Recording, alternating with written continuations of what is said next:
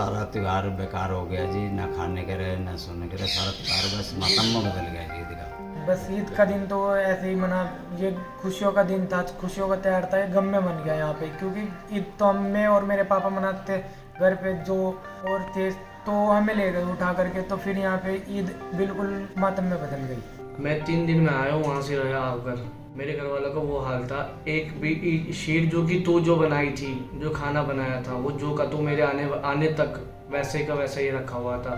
सारे भाई, सारे कपड़े लगते, जितना भी कुछ था, जितनी खुशी थी, सब मिट्टी में रल गई। 31 मार्च को जब सहारनपुर के मुसलमान ईद की खुशियां मना रहे थे, तब सहारनपुर पुलिस शहर के अलग अलग इलाकों में कई मुस्लिम घरों पर दबिश दे रही थी। इस दिन सहारनपुर में कई मुस्लिम युवक पुलिस के जरिए हिरासत में लिए गए। आरोप था कि इन युवकों ने ईद की नमाज के बाद ईदगाह से लौटते वक्त फिलिस्तीन का झंडा लहराया, उत्तेजित नारे लगाए और कथित रूप से शांति भंग करने की कोशिश की। 8 लोगों के खिलाफ इन्हीं आरोपों के तहत एफआईआर दर्ज की गई है। कुछ मुस्लिम युवक 2 या 3 दिन जेल में गुजारने के बाद जमानत पर रिहा हुए हैं। मकतूब हिंदी ने इन लोगों से उन पर लगाए गए आरोपों को लेकर बात की है।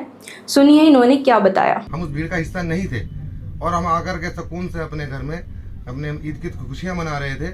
हमें कुछ भी नहीं पता था कि क्या हुआ है क्या नहीं हुआ है, आगे कुछ हुआ होगा हमें उसका इल्म बिल्कुल नहीं है। कुछ लोगों के पास ग्रीन कलर के फ्लैग थे उसमें, जो सुन रहे हैं लोगों से, हमने वो भी नहीं देखे क्योंकि हम बहुत पीछे रुके हुए थे। लेकिन हमें उस टाइम तक कुछ पता नहीं था, हम अपनी खुशियां मना रहे थे, घर रुके हुए थे। जोहर की नमाज पढ़ने के लिए मैं मस्जिद में गया, तो जब वापसी में आया तो घर में मेरे 20-25 पुलिस वाले घुसे हुए थे और मेरी वालदा के साथ, मेरी बहन के साथ, मेरी एहलिया के साथ बहुत बदतमीजी से व्यवहार उन्होंने किया। यहाँ तक कि मेरा 10 साल का बच्चा था, उसको उन्होंने सुसाइड करने की धमकियाँ दे रहे थे। पता नहीं कैसी कैसी उन्होंने गंदी गंदी उनको गालियाँ भी दी हैं वहाँ पर। जब मैं वापस आया तो मैंने कहा भाई आपको क्या चाहिए, मैं आपके सामने हूँ, मुझे बताएं। कह लगे आपने घंटा घर पे बवाल किया है, झगड़ा किया है, ऐसी ऐसी बातें बोलने लगे। मैंने कहा मैं तो घंटा घर पे तो भीड़ में था ही नहीं, मैं भीड़ का हिस्सा ही नहीं था।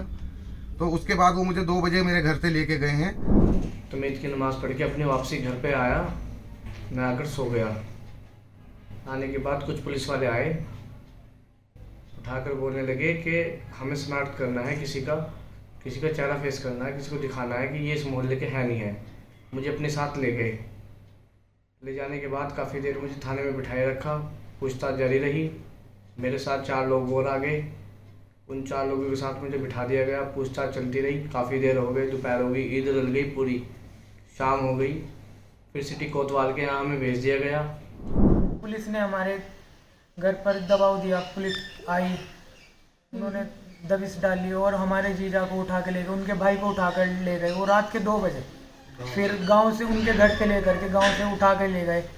फिर हमने उनको, वही कहते हैं कि आप उनको अगर जो छुड़ाना चाहते तो उनको दे दो, तो हमने जाके उन्हें खुद सरेंडर कर दिया कि, और फिर हमें उन्होंने बिना कुछ बताए पूछे ही हमें वहीं पे 28.5 घंटे रखा। उन्होंने ये नहीं बताया कि आपने क्या किया क्या नहीं। वही कह रहे कि आपने फिलिस्तीन का झंडा लहराया, आप इसलिए यहाँ पे आए हो। गिरफ्तार किए गए ज़्यादातर युवकों ने यही कहानी बताई है, जो पुलिस के आरोपों से मेल नहीं खाती। पुलिस ने अपनी एफआईआर में लिखा है कि करीब 10 बजे ईदगाह कुतुब शेर की नमाज समाप्त होने के बाद अम्बाला रोड की तरफ से करीब 50 से 60 लोगों का हुजूम नारे लगाता आ रहा था, जिनके हाथों में विभिन्न प्रकार के झंडे, टी शर्ट व अन्य देश का झंडा भी था। चौक घंटाघर पर आकर इस हुजूम ने सड़क मार्ग को अवरुद्ध कर चौराहे को घेर कर आपसी सौहार्द बिगाड़ने वाले व उत्तेजक नारे लगाते हुए शांति व्यवस्था को छिन्न भिन्न करने लगे। लेकिन क्या वाकई में घंटाघर पर किसी तरह से सड़क जाम कर शांति व्यवस्था छिन्न भिन्न की गई थी? पुलिस की इस कहानी पर हमने सहारनपुर के निवासी और वकील एडवोकेट बाबर वसीम से बात की है। असल में सिचुएशन ये है कि ईद की नमाज़ पढ़ने के बाद कुछ लोग, क्या जितने भी लोग उस कैपेसिटी में आ सकते थे, उस ईदगाह की कैपेसिटी से नमाज़ पढ़ने के बाद अपने अपने घर जा रहे थे। अब घंटाघर हमारे शहर का चौराहा है, जहाँ से सभी तरफ से लोग आते हैं और वहीं से डिस्पर्स होते हैं, अपने अपने घर जाते हैं। तो ईदगाह से लेकर तो समझ लीजिए भीड़ का फ्लो एक ही जगह रहता है और वहाँ से जाकर वो अलग अलग रास्ते अख्तियार करते हैं। तो जब वो घंटाघर पर पहुँचे, वहाँ घंटाघर पर पहुँचने के बाद वो लोग डिस्पर्स हुए। उनमें से किसी एक के हाथ में फ़िलिस्तीन का झंडा भी था और ज़्यादातर लोगों के हाथ में ग्रीन कलर का झंडा था, जो कि इस्लामिक झंडा होता है। ऑल ओवर द वर्ल्ड एक ही झंडा है, ग्रीन कलर का एक झंडा है। वो अक्सर आपने दरगाहों पे, मस्जिदों पे लगा देखा होगा, जो ईद के टाइम पे लगाते जाते हैं। दूसरी बात इसमें ये है कि उन्होंने एक क्ली उसमें ली है कि ये लोग फ़िलिस्तीन का झंडा लहराते हुए जा रहे थे। तो फ़िलिस्तीन तो इंडिया का एनिमी कंट्री नहीं है। अगर फ़िलिस्तीन का झंडा किसी एक, हालांकि वीडियो फुटेजेस आई हैं जो न्यूज़ एजेंसीज पे मैंने देखी है, उसमें सिर्फ एक किसी आदमी के हाथ में फ़िलिस्तीन का झंडा है और लोगों के पास सिर्फ ग्रीन कलर का झंडा है, इस्लामिक झंडा है। और फ़िलिस्तीन का झंडा भी एक कोई ले रहा है, वो भी एंटी इंडिया स्लोगन नहीं लगा रहा है। अपराध उस दिन बनेगा जिस दिन वो एंटी इंडिया स्लोगन लगाएंगे या वहाँ पर उपस्थित लोगों के लिए ऐसी बात कहेंगे जिससे कि उनकी रिलीजियस फीलिंग हर्ट हो। तो वहाँ ऐसा कोई कंप्लेंट, ऐसा कोई एविडेंस, ऐसी कोई विटनेस अभी तक हमारी सामने नहीं आई है जिससे ये कहा जा सके कि किसी की रिलीजियस फीलिंग्स हर्ट हुई हैं, जिससे कि आप ऐसी धारा लगा सकें कि भाई इन्होंने जो है दंगा फैलाने का काम किया। फिलिस्तीन के झंडे के इस विवाद और शांति भंग के आरोपों को लेकर जब हमने सहारनपुर के एसपी सिटी व्योम बिंदल से बात की तो उन्होंने हमें बताया, हमने झंडा उठाने के लिए किसी को भी गिरफ्तार नहीं किया है। शांति भंग करने के मामले में केस दर्ज किया गया है। इसके बाद जब हमने उनसे पूछा कि वो कौन से उत्तेजक नारे थे जिनका जिक्र एफआईआर में है, तो उन्होंने हमें कोई भी जानकारी देने से मना कर दिया। इस मामले में पुलिस की कार्रवाई पर लगातार सवाल उठ रहे हैं। वहीं जमानत पर रिहा हुए युवकों से बातचीत के दौरान पुलिस का इस्लामोफोबिक रवैया भी सामने आया है। स्टेशन में इस तरह के अल्फाज यूज किए गए हैं कि तुम्हारे चेहरे पे दाढ़ी है, तुम्हारा दिमाग खराब हो गया है, तुम्हारे दिमाग में उल्टी सीधी खुराफातें घुसी हुई हैं, तुम्हारा दिमाग गलत चल रहा है, तुम जो है क्या चाहते हो ये बताओ। मतलब ऐसा लग रहा था कि जैसे किसी एक अलग कम्युनिटी के दबाव में आकर के कम्युनिटी को दबाया जा रहा है। मैंने उनसे कहा, मैंने कहा हमने कोई इस तरह का नारा नहीं लगाया, ना हम भीड़ का हिस्सा थे, लेकिन उसके बावजूद भी ज़बरदस्ती ये कहने कि तुम्हारे हाथ में झंडा था। मैंने कहा सर मुझे झंडा दिखा दीजिए, मेरे हाथ में अगर झंडा हो तो मैं अपना जुर्म खुद कबूल करूँगा। ना तो मैं भीड़ का हिस्सा था, ना मेरे झंडा था मेरे हाथ में। नमाज पढ़ के अपने घर आने का एक ही रास्ता था, इस वजह से मैं वेट करके पीछे से आ रहा था। चलते हुए उन्होंने मेरा एक फ़ोटो लिया होगा, उस फोटो के बिहार पे उन्होंने मुझे ऐसा ब्लेम किया, जबकि मेरे हाथ में कोई फ्लैग नहीं था। इस मामले में कई पीड़ित युवकों के केस देख रहे एडवोकेट शहजाद ने बताया कि ऐसा लगता है कि पुलिस ने किसी राजनीतिक दबाव में केस बनाया और साजिशन मुस्लिम लड़कों को जेल भेजा है।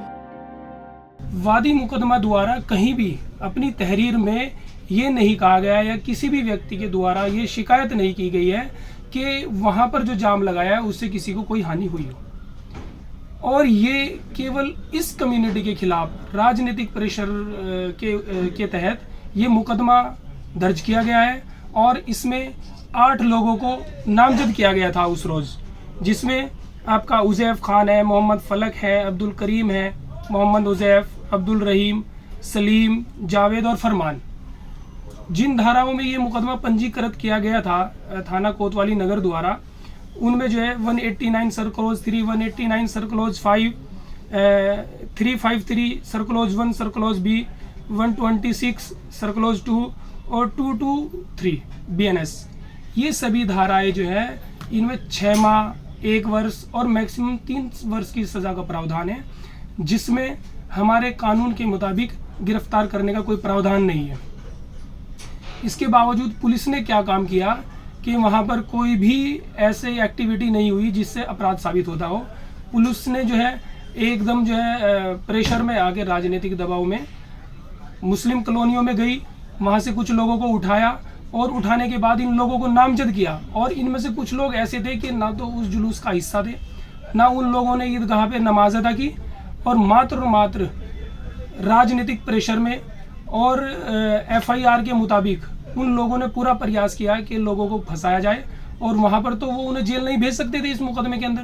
तो इन लोगों ने क्या काम किया, एक साजिश के तहत उन लोगों को BNSS में जो है एक जो पहले धारा 151 हुआ करती थी, अब जो है वो 126, 135, 170 है, उसमें उनका चालान किया।